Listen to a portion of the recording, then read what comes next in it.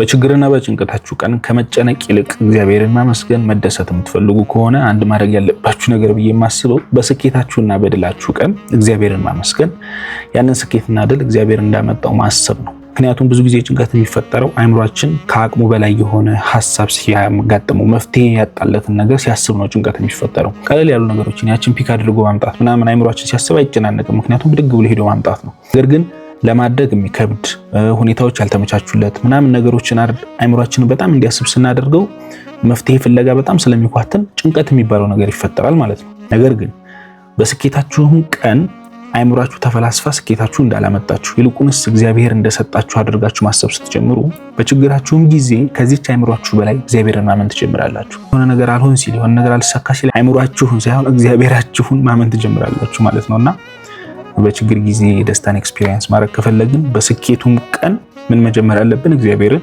ማመስገን፣ እሱ እንዳደረገልን ማሰብ፣ ለሱ ክሬዲቱን መስጠት መልመድ አለብን ማለት ነው። ተገይደላችሁ